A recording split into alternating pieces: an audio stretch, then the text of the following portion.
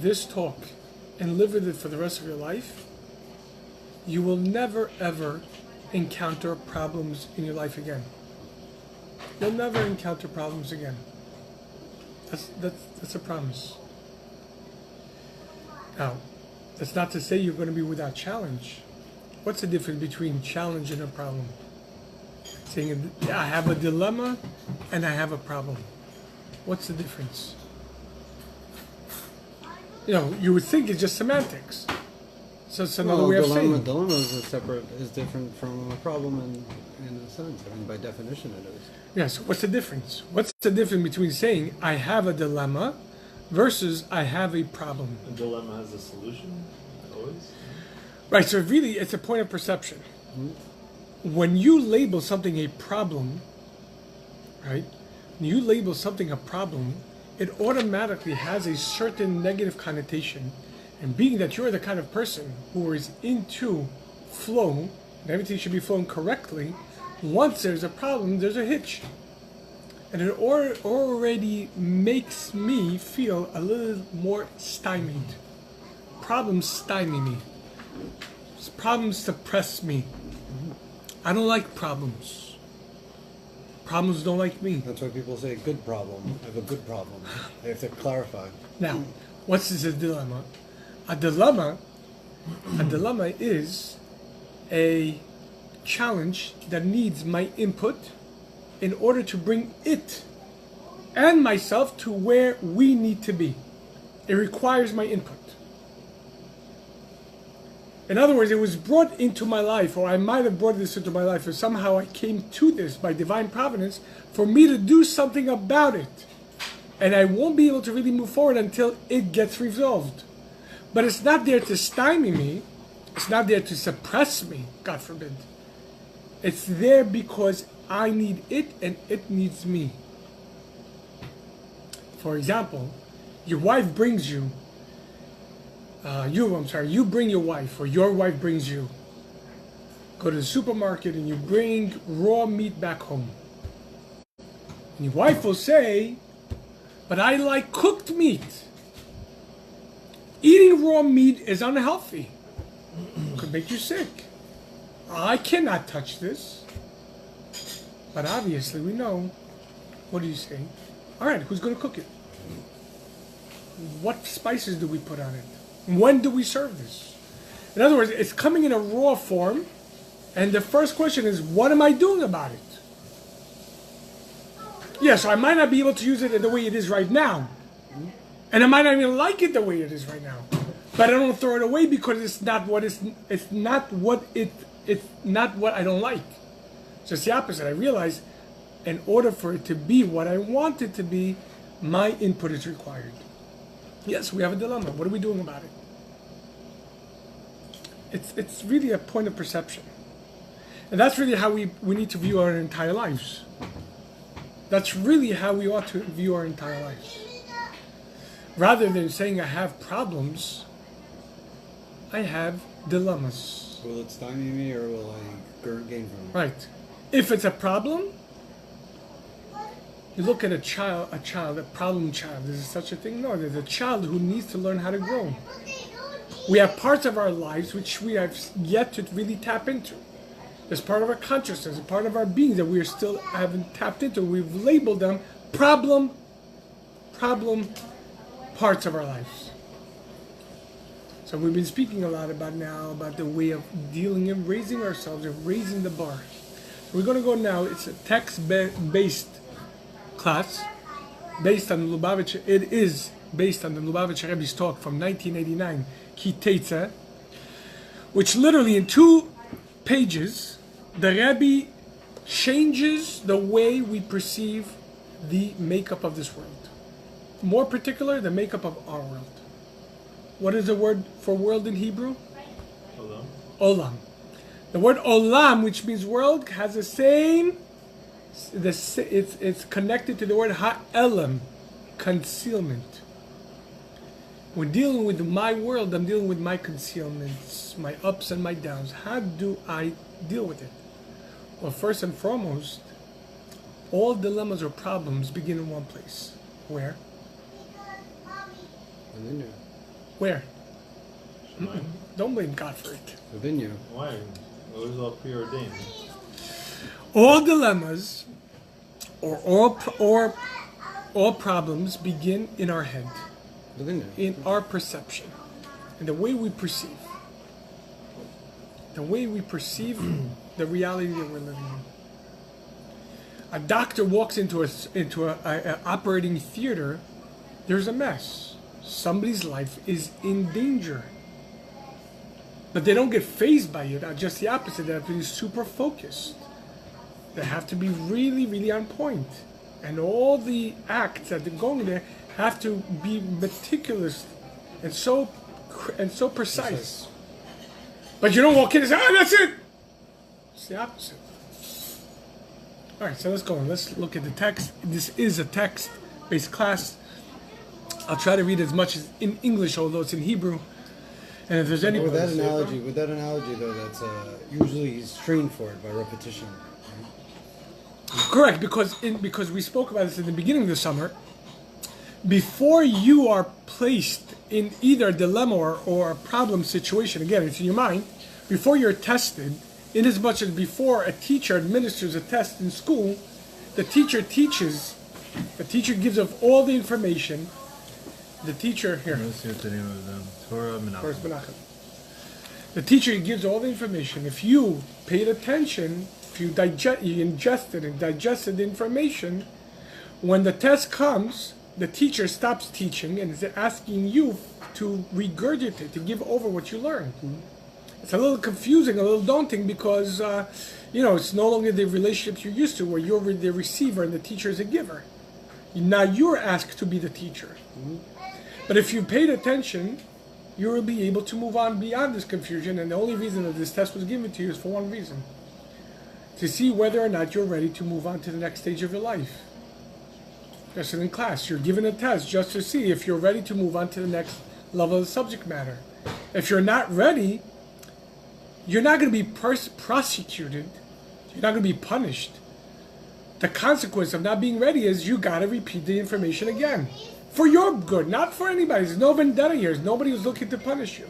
Just the opposite. Hashem says, Ahavti eschem amar Hashem. I love you, God says.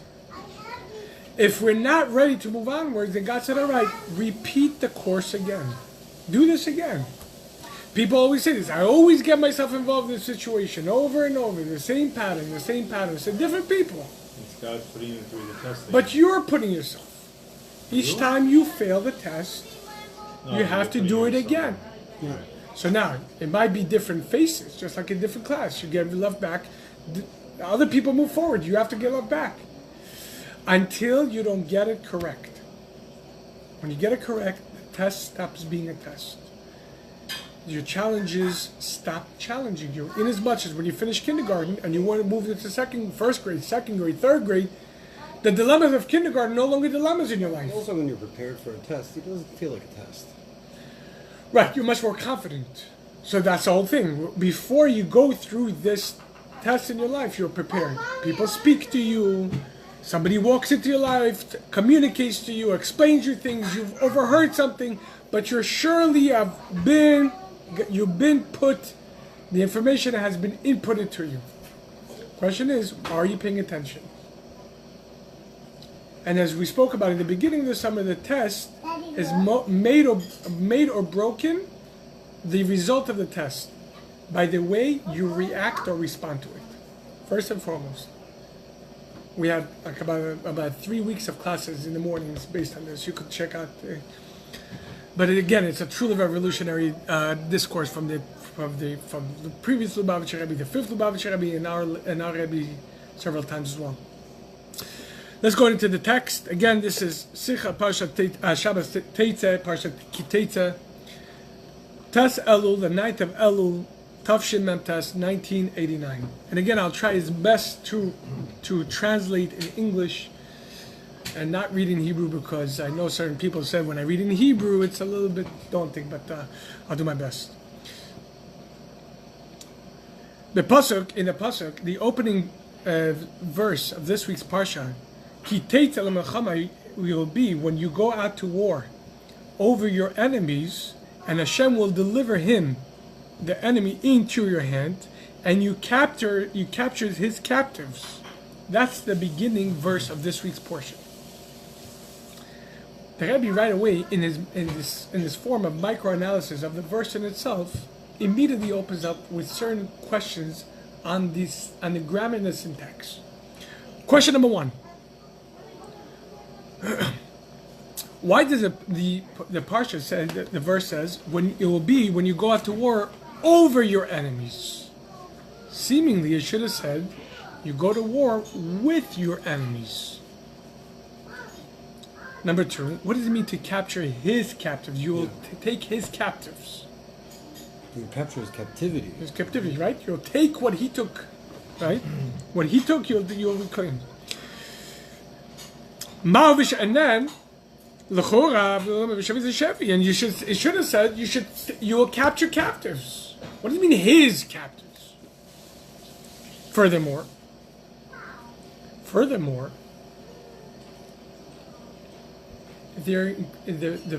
these two are contradicting each other.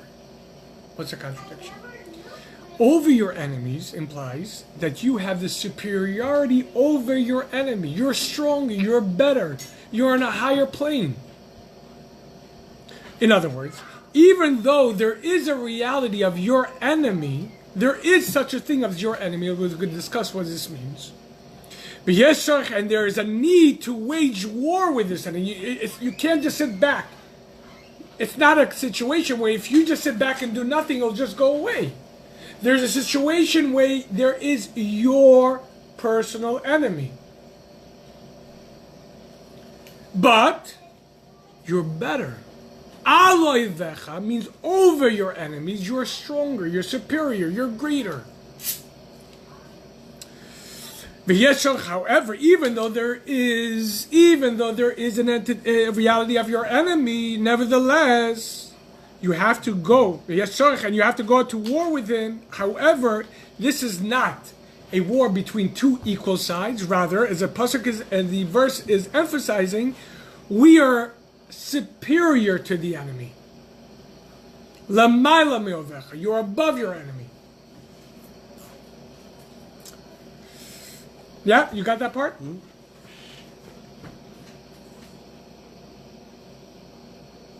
Furthermore, the Rebbe says that we have to add that being superior to our enemy is still somewhat relative to our enemy. In other words, there's my enemy and I'm greater, I'm stronger, I'm better. But I'm in relation to my enemy, I'm better. But still, there's a connection. We have some sort of we're related. I'm just better. Rabbi says, but you only have an enemy once you go out, because when it says ki teitzei l'milchama, when you'll go out, what does that mean? When our neshamot, when we go out from our original source, before neshamot descend into this world, there is no relative connection to our enemies whatsoever. There is no connection, not superior, not on any level. It's incomparable. Our soul, before it comes down, our soul is an actual part of God. To the extent that we are really one with God Himself. There is no comparison to an enemy on any level. Not even over our enemies, not even stronger than our enemies. What do you mean comparison to an enemy? When the pasuk says when you go out to battle to wage war over your enemies, it means that pasuk, the verse is emphasizing we're greater, stronger, superior to our enemy, right? But it's still relative. What does that have to do with the soul, though? So this entire verse is actually not just speaking about the physical war. We're speaking about it before. We're speaking about our internal battles, right? We spoke about this before I started recording, and we spoke about this today morning as well. That this is not just talking about the physical wars. The Torah, the word Torah. What does the word Torah mean? What does the word Torah mean?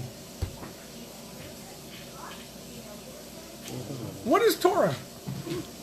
The word Torah comes from the word hora'ah, instruction. Torah is an instruction. It's a manual. It's a blueprint of existence. Says the Zohar, God peered into the Torah and created the universe. It is a blueprint. So every single aspect of existence and our personal existence is in the Torah itself. So when we're speaking about this portion, we're not just speaking about a war that occurred thousands of years ago. We're talking about in our daily struggles. Otherwise, we won't need to learn this today. We need to read the Torah.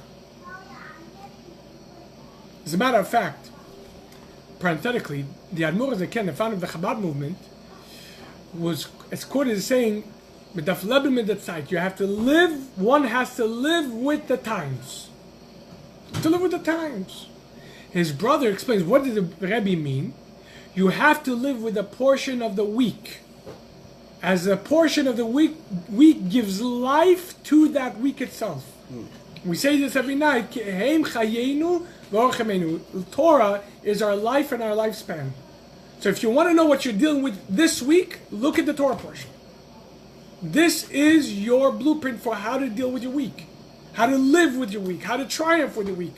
How to laugh with the week. How to cry with the week. It gives you life. Well, there's always also something you can relate to. Yeah. If you learn Torah and just, it's a nice history book, it's way off. Happens all the time. I'll It's get a shiur, internalized. and I'll be like, wow, that shiur is just exactly what I needed to hear today. Yeah. Happens all the time. Yeah. Lidach, furthermore, but on the other hand, the Shavitza Shivya, when it says, and you'll capture his captives, it hints to that your enemies are stronger.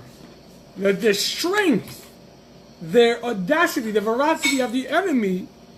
It says that because there's the previous pasuk, it says, and he waged war against us, and he captured prisoners from our side. In other words, it shows that they're strong. On the first part of the pasuk, it says that we're stronger than him, we're above him, we're superior. But the end of the pasuk says, "V'shavitz shivir," you'll capture his captives. In other words, you'll bring back the captives that he took from you. But that shows in itself that he was so strong. He was so strong that he was able to take you as captives.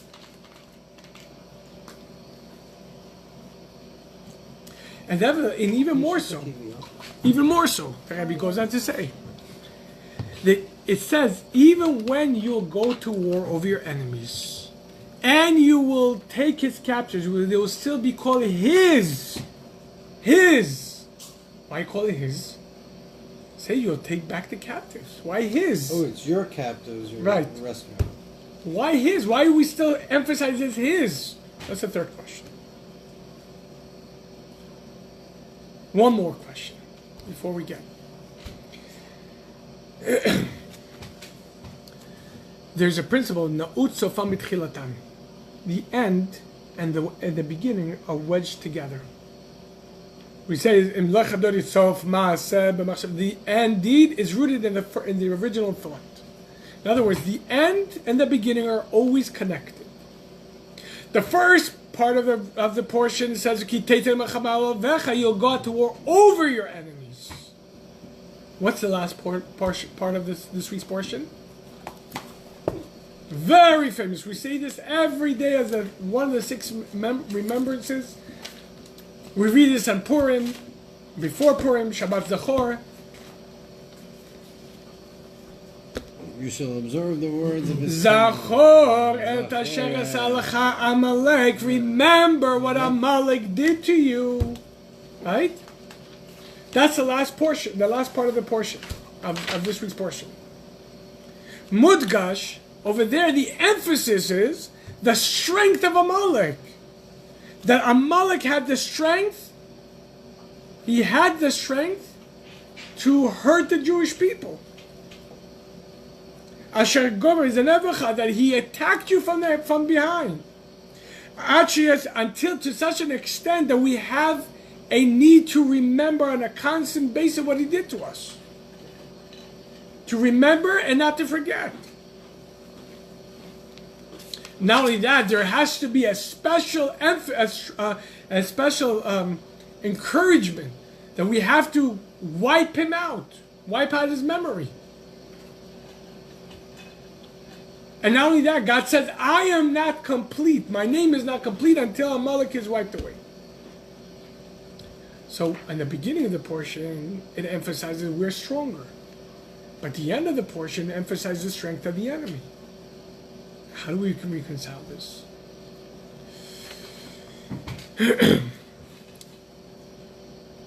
Last question, then we get into the answer itself, and it's truly a very, very deep answer. It's a life changer. Again, if you could take this, if you could digest this, you're good for life.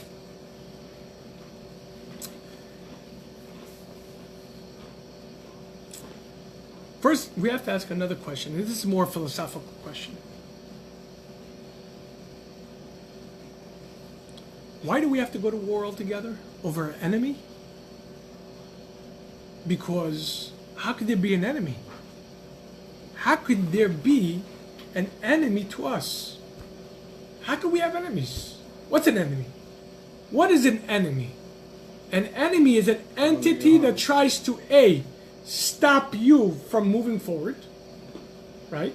And then he tries to navigate you in order to capture you. Tries to steer you to where he wants you to be in order to capture you, to make you his. The Yetzer Hara. How can we live in a world where God's presence is imminent? Says, Lei Sata Panu Minei, there's no place devoid of God. And in the same Torah that tells us there's no place devoid of him. God is everywhere. Not only that, Shgacha Pratis. Everything happens through God's personal guidance. How could there be an enemy? So it's all good. We have to understand this. The existence of everything in this world is here because God brings it into being. As it says, everything that exists from the heavens to the earth and everything between them is only, as the Rambam says, only exists because of the truth of his existence. It's all from God. But not only that, and even deeper than that. When was the world created? When was the world created? 5,600 years ago? Or How many? I don't know the year we're in right now. Are you asking 70 years ago? How many? When was the world created? What year are we in? 57? We're in the year 5778 at the end. That was close. So isn't that when... So it says like this. Oh, actually, no. Because they have... 7 days the before. days of creations, who knows how long they were. 7 days of creation was 7 days of creation. When was the world created? So the Rebbe says as follows. Laws of not only the world was created 5,778 years ago, but as we say every morning in davening, in Shacharit, HaMechadesh betuva b'chol yom tamim ma'asev reishis. He refreshes, renews creation existence through his kindness every day. HaMechadesh betuva b'chol yom tamim ma'asev reishis. Says, Chassidus explains that the world is actually being created every instant anew. Every instant, the world is being created every single instant from nothing to something. Why? Because the physical is a novelty. Everything before was, to say spiritual is an understatement. Spiritual is a way that we relate to something that's not physical. But this in itself is not the natural. How does this come to be? How did God create the world? How did God create the world? How did he create the world? What's the means? You know, there's a very famous anecdote. Contraction? There's a very famous anecdote. There are two people sitting. If God wanted to, God forbid, destroy the world, what would he do? One says, he will bring a big meteor and he will blow the world up. He said, that's only the earth. The world would just... And there's going to be dust of it. So it's okay. The dust is going to be, and God's going to bring a whole gas and push it. Yeah, but it's going to scatter it all over. And there's gases. Talk about finishing the universe. What would he have to do in order to stop this universe from occurring? Huh? Will it? No. How did God create the universe? We say this in davening every morning. Baruch Shamar v'hayolam. Blessed is he who said and the world came to be. God said the 10 utterances that we find in Genesis and Bereshit. Right? Bereshit bara Elokim is one. Vayior, let it be light, etc. And God said and the world came to be. This entire world is created through God's speech. Not through his will. Through his speech. This is what the Baal Shem Tov says in the chapter, and there's a verse in chapter 119, and tell him, L'olam Hashem dvach nitzah b'shamayim. Your word stands for eternally in the heavens. It means the word that God created, the words that Hashem used to create this world are still being refreshed every single second.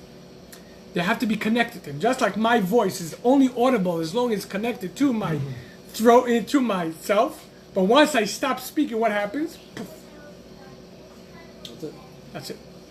In order for this world to exist, God has to continuously refresh it. The second he would stop uttering the words of creation, the world would be as though we were never here altogether. As though we were never here. Now, having said this, every single instant we're being refreshed from nothing to something. It happens so quickly we don't notice it. Do you exist right now? What about right now? What about right now? It happens so quickly. Yeah, exactly like a film. Exactly like a film. Now, when I was a kid, one of the things I wanted so much was a computer. My ambition was to be a computer programmer, and I did that for just a drop. If I realized it's definitely not for me. But I was fascinated by technology, and I remember I really wanted a computer. So on the home channel, home shopping network, they used to sell this computer, I already forgot the Tandy or whatever it is. Tandy, that's it. You remember? And I remember watching, waiting one day I could buy a computer. But I remember seeing that they were selling a computer and their monitor was flickering. So I actually called them up, and I said, "You realize that you're selling a broken monitor?" So what do you mean? He says, "It's flickering. It's flickering." Refreshing. He says, "No. You see, your eye has a capture rate. When you look at a screen, it looks like you're looking at one whole picture. In fact, you're not looking at a picture. You're looking at thousands of pictures, and they're being refreshed every single second, so it looks. But a video camera captures a much faster speed, and therefore it could see the video screen being refreshed. So too, our existence here is being refreshed every single second anew. And everything that we're going through right now, imagine to yourself, everything that you're going through, everything that we're all going through right now, hasn't just somehow ended up here. God created the world 5,778 years ago, and somehow things got messed up, we've done messed up, and now things are chaos. God is creating the universe and our personal world right now to the tune of our enemies and us. Comes a question. How can there be an enemy, number one, when God's presence is imminent? Number two, not only there is an enemy, it's an enemy that he is creating right now. This enemy is being refreshed. Your biggest challenge right now, whatever you're dealing with right now, is being personally refreshed by God for you right now. And right now, and right now, and right now. There comes a question. According to this, it's not understood. How is it possible that on one hand there is an enemy of Israel, and by default it's an enemy of Hashem? To the extent that we have to go and battle this. We have to go out of our comfort zone, of our origins, out of our place of comfort, and go out and wage war against this. And at the same time, God's presence is not only imminent, He is the one that's making this happen. Furthermore, an enemy who stands up and tries to suppress you.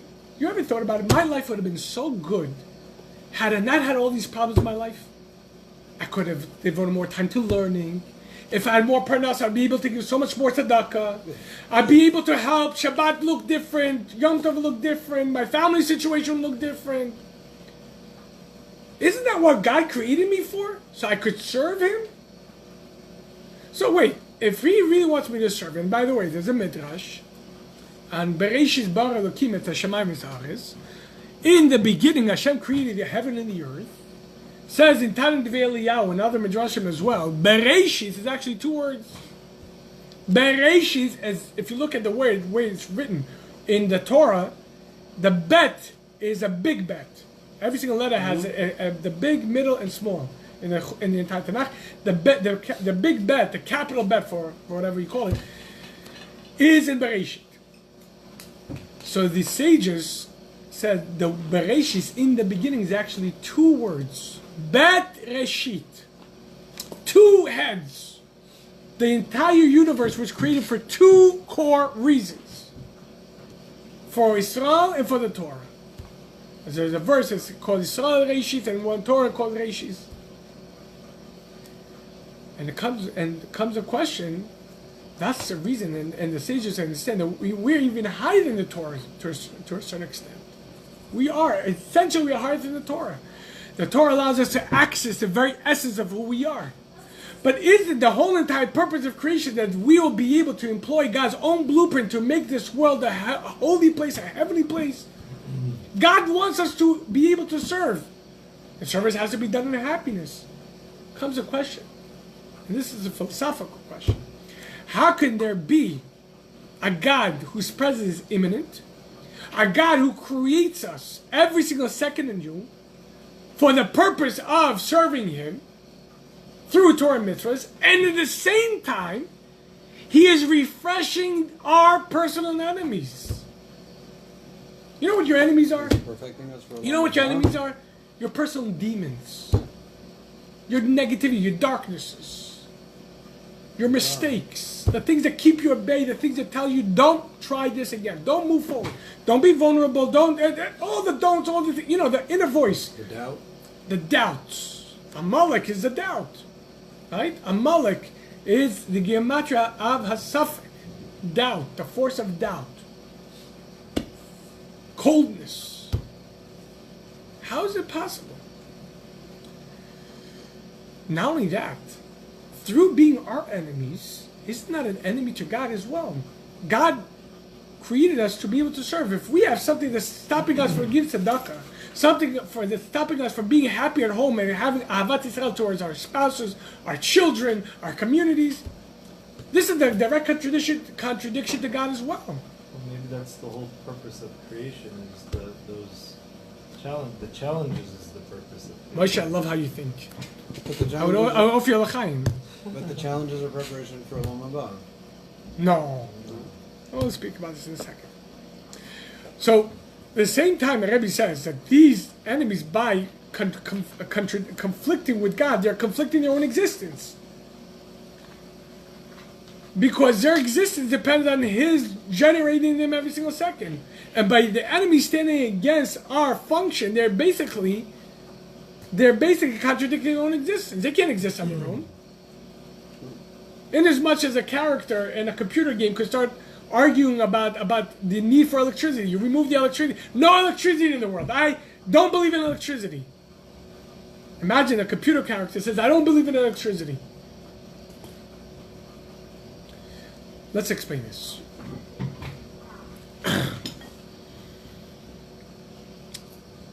like Moshe said before, Moshe touched upon a very essential, fundamental point in Judaism. We know that the ultimate purpose of creation is God desires to inhabit the lowliest of abodes. God desires a dwelling place within the lowliest of lowlies. God desires a dwelling place within the lowliest of abodes, which is this physical world, the physical and the coarse world. When the neshama comes down into this world and enclosing itself in a physical body, then you could perform Torah mitzvot that are enclosed in physical object. You give tzedakah with a physical coin. You put tefillin with physical leather. Shabbat, you light an actual candle. Tzitzis with actual wool. For this purpose, God created a reality of a physical world. Not in a way of a fantasy. You know, there's a question. Does this world exist or doesn't it? Are we really here or are we? It says, of course we're here. Of course this world exists. Can you repeat that? Before that. Yeah, so we're not here in a way of a fantasy. Like, you know, the question going back and forth does this world really exist? Are we really here? Are we just a figment in someone's dream? No. But HaKadosh Baruch Hu wants to be We are here. God created a real physical world. There's also a great saying.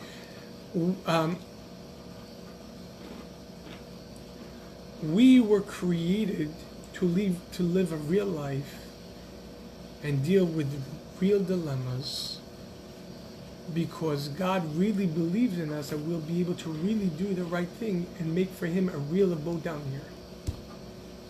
This world is real, and we can't take it for granted. Everything here matters, because as we said before, how do we know it matters? Because if it didn't matter, God would not bring it into existence. If we wouldn't need to be here right now, it just wouldn't. That's it. It wouldn't be here as a fantasy. It wouldn't be here as a thought. It wouldn't be here. So, Elam is and this is the real reality. As it says, how do we know? And what's a verse that actually qualifies that our reality is actually real, that God actually created this world? Bereshis bara Elokim es hashamayim v'haaretz. In the beginning, Hashem created the heaven and the earth. In other words, the Torah itself, Torah's Emes, Torah's Chaim, is telling us the world was created by God. In other words, the world does exist. As the Rambam says, everything that exists between the heavens and the earth and everything between them exists here by the truth of His existence. In other words, our existence is true. It's real. And it comes out of the truth of God's existence. Not only that. That's what I say. The world is it's emet. It's emet. Now, not only that, I'm saying the second Chabad Rebbe, Reb Dov Ber, in a discourse said something so powerfully. It's shocking. It's shocking. Says, Yesh HaNivra Hi HaMitzut de Yesh HaMiti. The existence of creation is the ultimate true existence, even more than the heavenly existence. We look at this world and say, this exists. It's here today, gone tomorrow. Like we say in the Machzor, man's is like a fleeting shadow, a cloud, a passing. Do we really exist? But yes, we do, because every second that you exist is because the true God, the real God, really believes in you to do something really powerful. And this applies as well to the reality of your enemy. Being that God desires to inhabit the lowliest of low, that there is nothing lower than it. What is low? When you think about low, when we say God, the Midrash tells God desires to inhabit the lowliest of abodes. The lowliest of low. Farthest away from spirituality. Further. When you say further, what do you mean further? Does God have void of connecting to God? In a place where He is completely obscured, where his presence is so obscured, there's a question: does God exist or doesn't He? To the extent that this existence allows forces that stand up to God and says, there is no God. Only me, myself, and I. I am the master of my own life. I'm the ruler of me. Could you imagine God created the world and allowed it to go to such a lowly level that in the world that God is creating right now stands up an existence that says there is no God in our lives. The part of our lives which screams, here there's complete dysfunction. Here there's no divine providence. Here is only darkness, confusion, obscurity. You'll never get out of this muck. That can be totally internalized. Yeah. Oh yeah, that's what I'm saying. This is the whole point. This is when we're talking about the dwelling place below, we're talking about you are the micro world. Oh, a man is a micro world. And so when we're talking about God created the world, talking about your world, your personal world, whatever you're dealing with, that's great. There's a part of your life which is heaven, which is your strength, which you accomplished, your chitas, your Rambam, this, you're davening this. Oh, I'm so good at this. I'm so Baruch Hashem. But there's a part of our lives which is completely dark, obscured, confused, and so on and so forth. A part of our life is screamed out, there is no God here. And Dafka there God wants to inhabit. Dafka in that part of your life, that's what you're here for. Don't confuse yourself for a second to think you're here for something else other than that. When we start diluting ourselves and living in a fantasy world and telling ourselves, no, my life should be like this, and you're forgetting who is the one that's creating you every single second with your life. That through your efforts in this world, you're dealing with your personal challenge, your enemy, Neged Hashem, and it's Hashem's enemy, and it's not a fantasy, but a real existence of an enemy that God Himself is creating. Through your dealing with that, you're able to fulfill and complete God's essential intention of creating the universe. Because this is what arose in His essential desire, and this is what gives it the biggest nachat ruach, the biggest level of content and pleasure. That when you deal with your personal enemy through iskafir, first you subjugate your enemy. What does that mean? Impulse control. First and foremost, you impulse control yourself. You don't allow your enemies to call your shots. You don't let your Yetzer Hara call your shots. Through opening up your mouth, pulling your eyes, listening, focusing, doing. Rather, your Yetzer Hara comes to you. It says, look over here, say this word, listen over here, eat this, touch this, look here, do this. First and foremost, says, hold on. You are not in charge. You're not. I was in shul. One of my friends, Dr. Weiman, told me, and I give a great mashal. Imagine your animal soul. Imagine your animal soul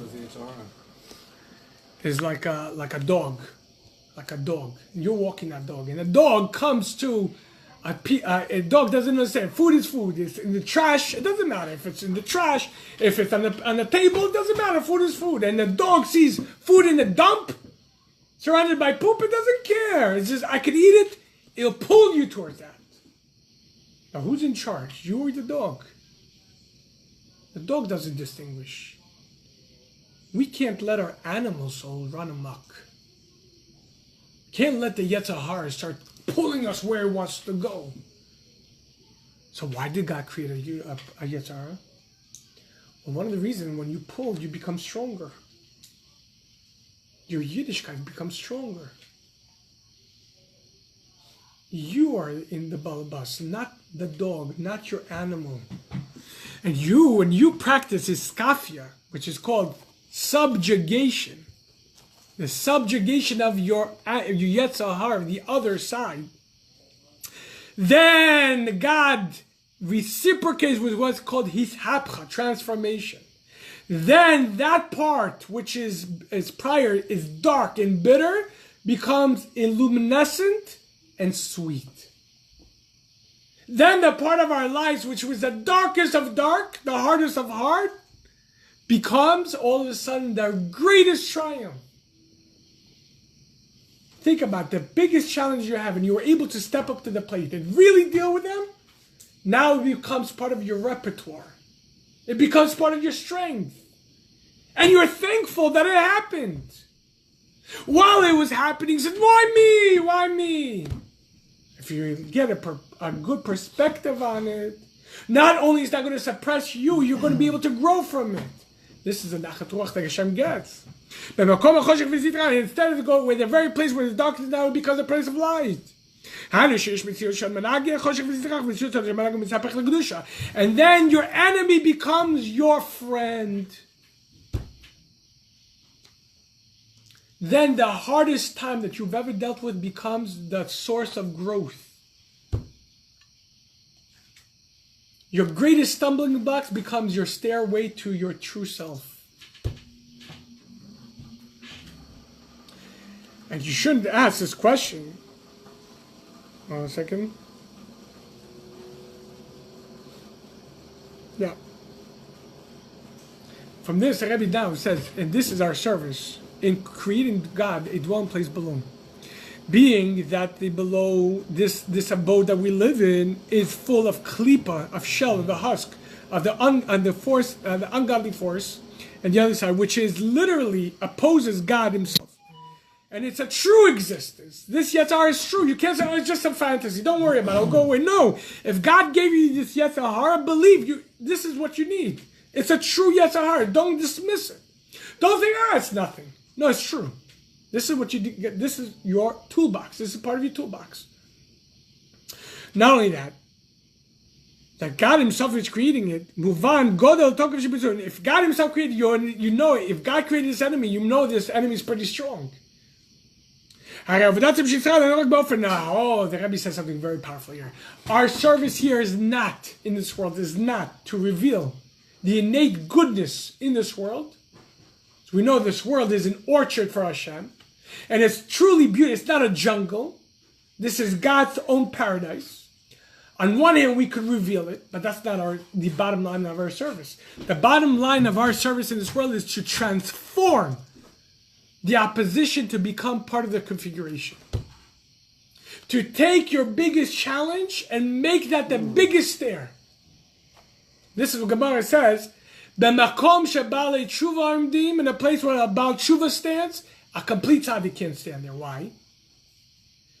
Because a Baal Tshuva is someone who went down, and when he went up, when tshuva, what does tshuva mean? Return, give back, reciprocate. He is able to reclaim that darkness and bring it back into the original configuration on a much higher level. Because even on the original configuration, there was light and this was dark. There was no metzius that the dark could somehow live with the light. But through your effort, you were able to take that darkness and make it to become a source of even more pure light that was revealed before. This is what Shlomo Melech says, the advantage of light that stems from darkness. So there's two ways of looking. There is a type of light when you shine in, when you're sitting in the darkness and obscurity and confusion, and somebody offers you a flame. Oh, I love this light. Even if it's my new flame, but it's beautiful. In contrast to the darkness, light is great. Chassidus explains even deeper. The light which stems from darkness is literally, should be read like that. Light which stems from darkness. When you take your darkness, your biggest dilemmas, your biggest issues, and you work, and you work, and you work, it becomes a source of light. It becomes a source of truth. on a much higher configuration than was prior to this. And this is the entire novelty of our creation and being in this world altogether.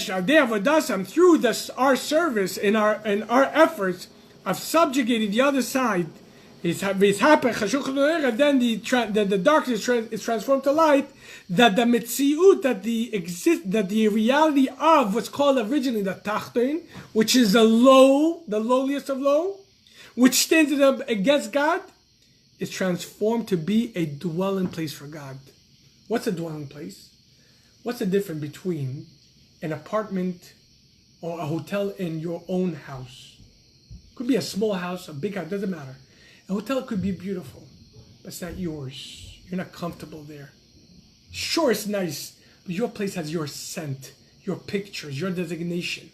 You feel at home. You feel you could relax. You could be yourself. You could express yourself. Heaven is nice. That's nice. The spiritual cosmos is nice. But this is where it's at. This is where God wants to feel comfortable. The Baal Shem Tov says, where is God?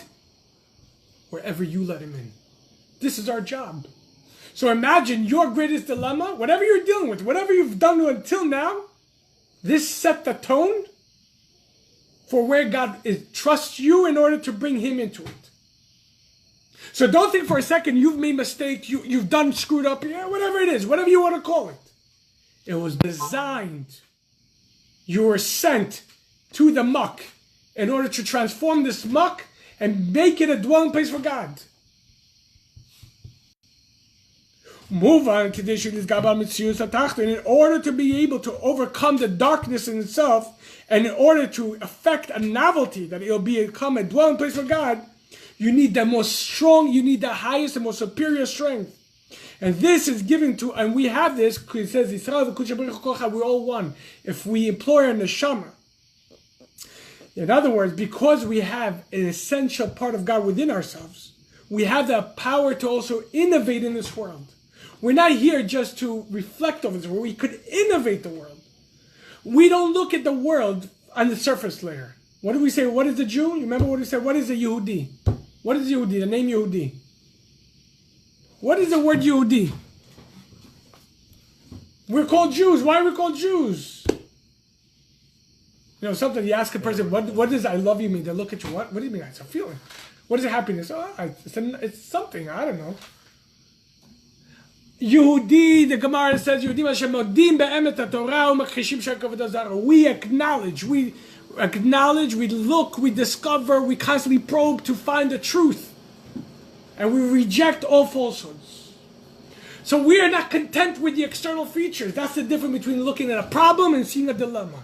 A problem is you're only noticing the external feature. And you're either amazed by it, or you're affected by it, or you're taken aback by it, whatever it is. We are given the strength to innovate. So even though it presents itself essentially as a problem, we know, no, you're not a problem. You're a dilemma.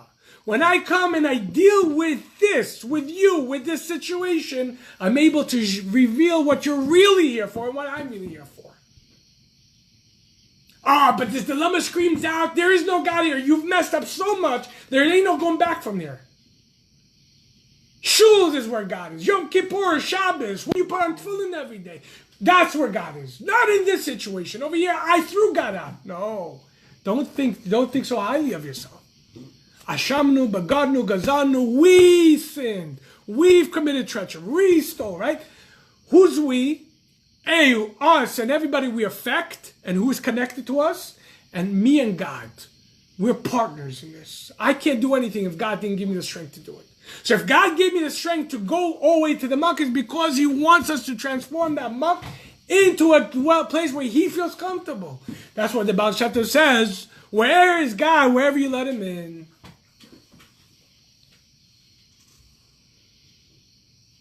Perla is here. Baruch Hashem says hello to Perla. It's almost her birthday. This is actually the first. She is the one that started all these classes here in Great Neck, and this was the very first class I gave in Great Neck 8 years ago. Almost 8 years ago. This one. Perla Sigla. The Pearl of Hashem. Okay. Oh, you're on Facebook Live?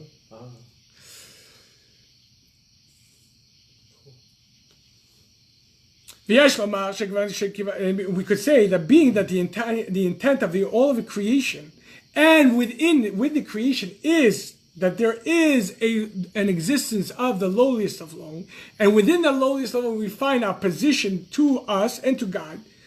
Nevertheless, through our efforts, we're able to overcome him and transform it to holiness. This will elevate us as well. Not only will elevate it, it will elevate us. And we're able to elevate it. In other words, before it was a stumbling block, now it becomes a stair. So it in itself experienced an elevation as well. So think about your greatest stumbling block, and understand the only reason you were giving this is just because it was meant to raise you, and you were made to raise it. But before